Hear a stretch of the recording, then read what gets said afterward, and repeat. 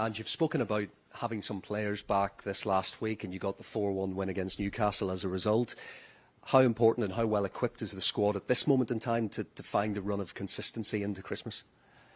Yeah, look, it's still a challenge because, we've still got, I think this morning I had a look, it was still 8 out injured from our first team squad. All have contributed, apart maybe from Ash Phillips, who hasn't played a lot, but the rest have all contributed. So it's still a little bit of a challenge for us.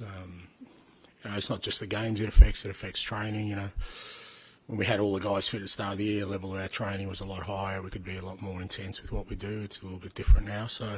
But it was good, like you said, to get back Pape and Richie last week, and that certainly helped us just to freshen up the team. And hopefully between now and kind of the new year, although then we'll lose players for international commitments. So I guess for the foreseeable future anyway, it's kind of where we're going to be. You've obviously had a perception of Heung-min Son before you came to the football club. Then you've got to work close up with him. Is there anything that you've noticed since you've started working with him that has maybe surprised you? And how will you cope? How will you plan for his loss in January along with Basuma and Sarr? Nothing's really surprised me about Sonny. As you said, I've known him for a long time. The quality he has as a player is pretty evident to anybody who's sort of been following the Premier League and world football. And I had the advantage of already sort of having a glimpse into him as a person. And I guess the only new thing for him is that he's, taken over a sort of leadership role within the group here. And, again, he's taken to that really well.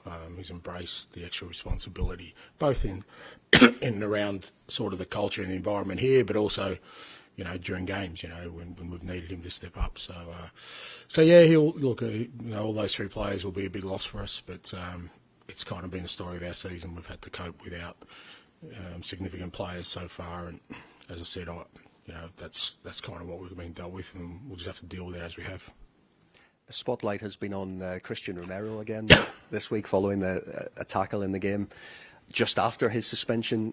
I'm just wondering, what have you said to him this week about that? Is it trying to strike a balance in his approach? Yeah, to a certain extent. But, I think it's fair to say the spotlight will be on him for the rest of the year, because I just think, any challenge he does, whether it's, something that's pretty clear like the Chelsea game or last week, which I just thought was as much clumsy as anything else, will get highlighted. He knows that. He understands that.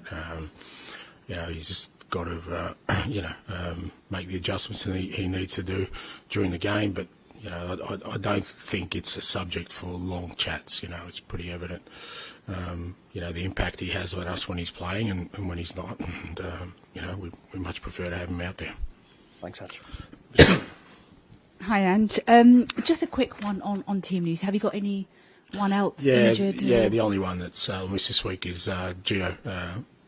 He unfortunately got a bit of a niggle at training. I don't know exactly what it is, but he missed training today, so he's not available tomorrow. We're hopeful it's nothing too serious. Some positive news this week, obviously Destiny Udogie signing a new long-term deal. He spoke, I think it was recently, about him learning this new role that he has here at the club. I mean, how important is he to the way that you want to play? Really pleased with Destiny signing. Obviously, I've said before, this is kind of the first phase of us trying to build something, and there's the core of the group is sort of fairly young and new to the Premier League, and I think Destiny sort of committing to us as an endorsement for what he sees as a good place for him and his future. It's his first year in the Premier League. Like I said, he's adapting to a new role. He understands that. He's a willing sort of worker in trying to improve himself, but he's also made an impact, which is the big thing for us. So, like I said, great to have him commit to the club long term, and it's something that we kind of want to continue building on and sort of trying to keep a core of this group together for the coming years, hopefully to build something special. He scored his first goal against Newcastle, first Spurs goal. Brennan Johnson hit the post, I think it was twice in that match. I interviewed him last week, and he spoke a lot about how Heung-min Son has been really important to him settling into the way that he wants to play in that attack. He returns to Forest tomorrow for the first time since leaving. So what do you make of the way that he's developed within your attack? Yeah, look, we're really pleased with the way Brennan's developing. Again, he came in really late. He's always wary when signings come in late in the piece, because they have to get up to speed with the way we train, the way we play, and then he had a couple of little setbacks with little niggles, so he hasn't really had a good run at it. But the last few weeks, you can see he's starting to, I think, more than anything, feel at ease with himself with what we're trying to do, and especially in that front third, you need the players to kind of play with a little bit more freedom, yet at the same time he's taking in a lot of information. But I thought he was really good last week. As you said, he probably unlucky not to score, but his general game was really good, and I'm sure Sonny's helped him enormously. But I think you ask any player in the group, and I think they'd be pretty consistent in saying Sonny's been a big part of them sort of settling into what we're doing here. Thanks, Ange. Ali. Hi, Ange. I was going to ask you about the other fullback, Pedro Porro, from the weekend. Obviously, he's a player that you inherited. He was on a loan that was going to be made permanent regardless anyway. I mean, at what point did you kind of identify, or actually, rather than someone I'm kind of stuck with, actually he's someone that fits perfectly what I want? Yeah, he's a good footballer, and most coaches will tell you they want good footballers, and I didn't see anything there. I mean, I know, a lot of people have always said, especially with the way I got my fullbacks to play, but I haven't been at a club yet where the fullbacks haven't adapted, whether that was at Celtic, whether that was at Yokohama, since I've kind of been going down this road. Very few have struggled with it. I think it's just probably, the uniqueness of what they do that takes people aback a little bit. But in terms of the functionality of it, we try and make it as kind of simple for the guys in that position, and then the quality we have both with Pedro and Destiny, they take it to another level altogether, because it's one thing for me to say to them to sort of move into the areas we want them to move, but then they need to show that quality, and they got it in abundance. So I was never concerned about Pedro, I didn't feel him and Emerson. I thought we were well covered on the right-hand side. Excuse me. After that ball to Richarlison the other day, obviously turned to you, big celebration with you. I mean, have you ever had a fullback that's been as much of a playmaker in that respect as he is? Yeah. Yeah. Most of the guys, most of the teams I'll play, whether it was that, Celtic, Greg Taylor was very influential, Anthony Rolson, Alistair Johnson. When I was at Yokohama, Ken Matsubara, I could go on. They were all that's part of the way we play. Yeah. And on Basuma, they don't all hug me after a goal. Just back to Basuma and Sarr quickly. Do you know when their last game will be yet for you? No, we'll still work through that. I'm kind of focusing, what's ahead between now and then, and we'll go through all those sort of permutations over the next couple of weeks. Thank you. Across to Charlie, please.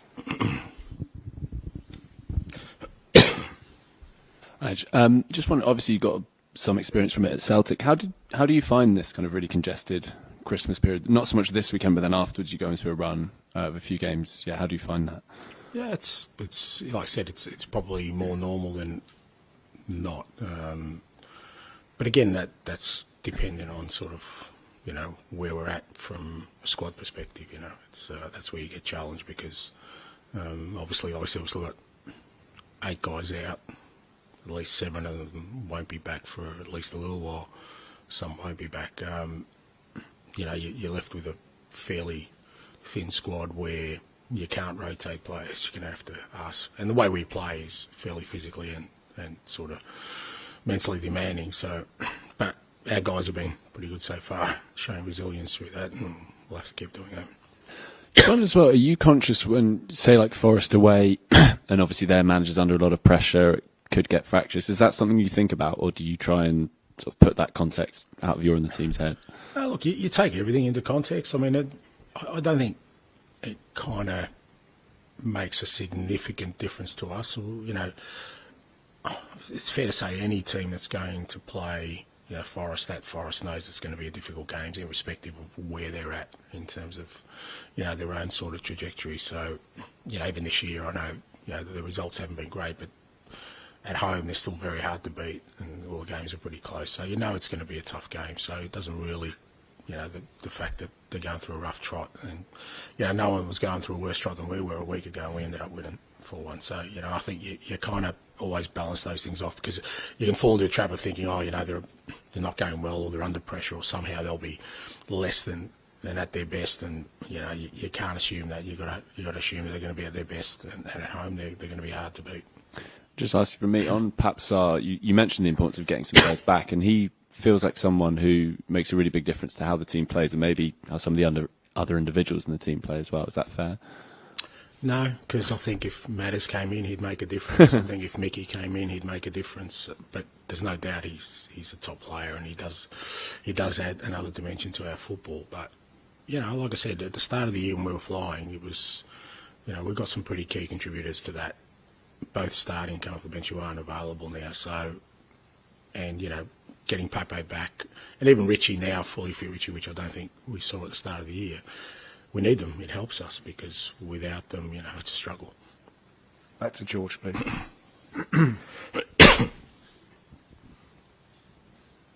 Hi, Ange. It was obviously a really good attacking display last weekend, but maybe got overlooked how much of an improvement it was defensively as well. How pleased were you to sort of see the defence back to how it kind of was at the start of the season? Yeah, no, that was an important part.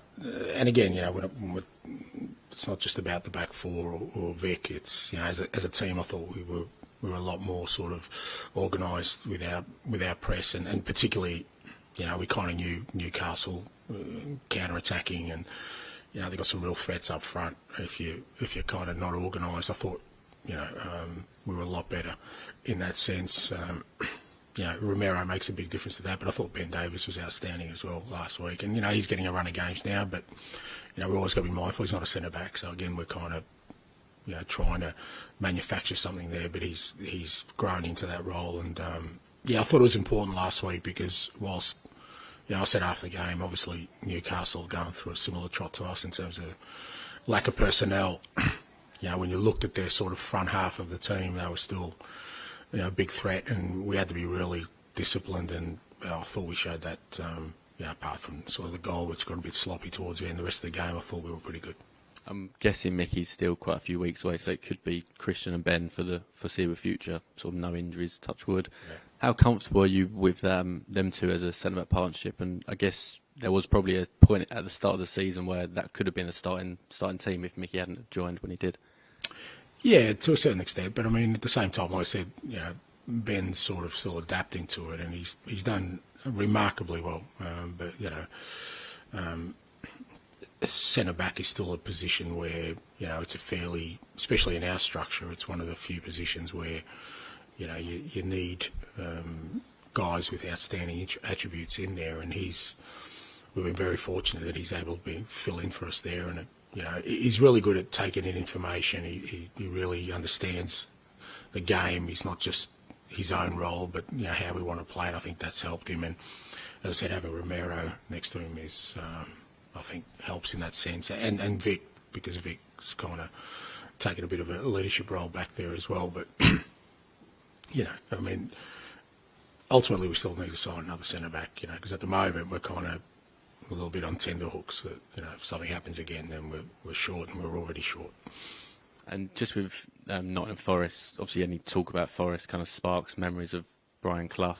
Fair to assume you would have watched a fair amount of his team in sort of late 70s, early 80s, and as a character, obviously hugely a huge character. How much of an influence was he kind of when you was growing up watching football? Well, not a direct one, but he's one of these managers who have made an indelible impact on the game. When you think about Nottingham Forest, winning the European Cup, I mean, it's quite an achievement. I mean, English football at the time was, fairly dominant through Europe, but still a remarkable achievement. And people like Brian Clough, have this unique place in our game where their impact is undeniable and stays forever for a number of reasons. We'll finish just with one from James, please. Hi, Ange.